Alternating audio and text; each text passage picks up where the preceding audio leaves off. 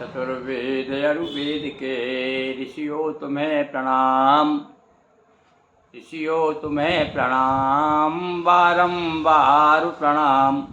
गुरु को आशीर्वाद दें, पाऊँ शुभ परिणाम। बोलिए वेद भगवान की जय, सभी ऋषियों की जय। हाँ बंधु, ऋग्वेद देखिए कहाँ तक आ गए हम। अभी तो 164वां सूक्त चल रहा है और उसमें भी मंत्र है 20 से आगे हम चलेंगे आज 21 से लेके 25 तक। ये थोड़ा भैया बड़ा सूक्त है।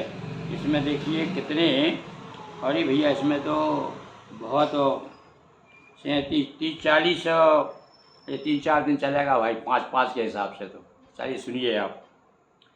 तो ऋग्वेद प्रथम मंडल सूक्त 164 और ऋचा क्रमांक 21 सुनिए। यत्रा सुपर्णामृतस्य भागम निमेषम मिथा विस्मरन्ति इनो विश्वस्य भुवनस्य गोपा समाधिरापाकमत्रा विवेश। संसार में लिप्त मरुण धर्मा जीवात्माएं सब दुख सुख दुख रूपी फलों को भोगती हुई परमात्मा की स्तुति करती है। यह परमात्मा हम अज्ञानी में भी स्थित है। वही बात। यस्मन् वृक्षे मध्वदा सुपर्णा निवसन्ते सुविते साधि विश्वे तस्येदाहु पिप्पलम स्वादग्ने तन्नोन्सज्जा पितरम न वेदम। प्राण रस का सेवन करने वाली जीवात्माएं इस वृक्ष पर रहती हैं। गीता में भी यही बात कहा है कि एक वृक्ष है, संसार एक वृक्ष है, उसकी सब शाखाएँ हैं। ये अलग अलग जो है प्रकृति में मानवीकरण करते हुए शुरू से ही कवियों ने, आज भी कवि लोग यही करते हैं। और कहते हैं अरे चंद्रमुखी आ गई हैं। अब ये चंद्रमुखी क्या है, यानी चंद्रमा। और बहुत सारी लोगों ने कहा कि अरे तू तो चंद्रमा ही है तू। तो इस प्रकार से कह कर के कवियों ने प्रकृति का मानवीकरण किया है। तो यहाँ वही बात है, जो परमात्मा को नहीं जानते वे वृक्ष पर लगे मीठे फलों के आनंद से वंचित है। अब यहाँ बताया संसार का आनंद लेना हो तो जिसने इस संसार को बनाया है उसको जानने की कोशिश करो कि भैया ये इसका ये विश्व माटी का जो घड़ा है, संसार रूपी घड़ा जो है, इसका कुम्हार कौन। और जो कुम्हार को जान जाएगा फिर उसको बड़ा आनंद आएगा। फिर वो सोचेगा अरे वाह क्या क्या कलाकृतियाँ बनाई हैं, क्या क्या आकृतियाँ बिखेर दी है उस परम ब्रह्म परमात्मा ने। यद गायत्रे अधि गायत्र महितम तिष्ठभादवा तिष्ठभुवं निरक्षत बदवा जगत्याहितं पदम या विदुस्ते अमृतत्वमानसु। जो पृथ्वी पर गायत्री छंद, अंतरिक्ष में तिष्ठुभ छंद, आकाश में जगती छंद को जान लेता है और देवता को प्राप्त होता है। अब ये मंत्रों के बारे में भी है। ये मंत्र जो है साक्षात मंत्र के वशीभूत है देवता लोग। तो इसलिए कहा कि इन मंत्रों को जो जान जाता है, सिद्ध कर लेता है, और वो जो है सारे देवता उसके आसपास नाचते हैं। फिर वो ना ही रावण मंडोल पताला, जो ही उसने आवाहन किया रावण ने मंत्रों के द्वारा, उधर मंडोल गया। तो ऐसे ही देवताओं का भी स्थिति है। देवताओं को यदि बुलाना है, प्रसन्न करना है, तो भैया मंत्र परम लग जासु बस विधि हरि हर सुर सर्व। सारे देवता मंत्रों के पराधीन हैं।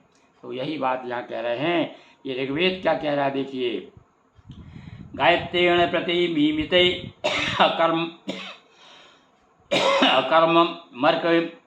मर्केण साम तिष्ठुभेन वाकम वाकेन वाकम दिग्धा चतुष्पदा अक्षरेण मिमते सप्तवाणी ही।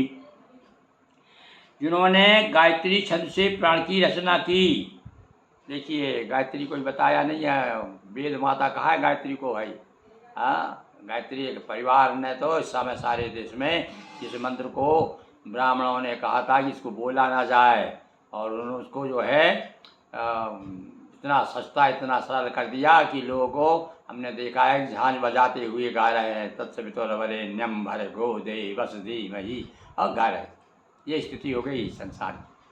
तो वो गायत्री के बारे में बता रहे हैं। गायत्री से प्राण की रचना हुई है। ऋचाओं के समूह से सामवेद को बनाया। ये क्या है, सामवेद क्या है, ये ऋचाएँ हैं, गाने लोग सामवेद यानी पूरा पूरा गीत हैं, पूरे गीत हैं। गान यानी साम गान।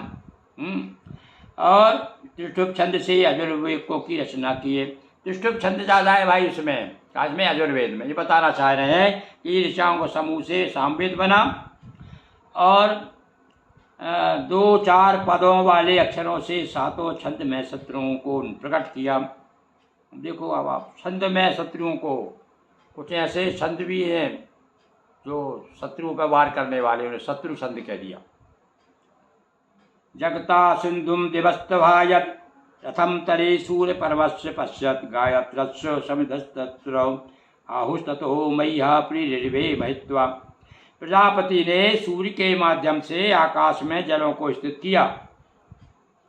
वृष्टि के द्वारा जल सूर्य और पृथ्वी से युक्त होते हैं।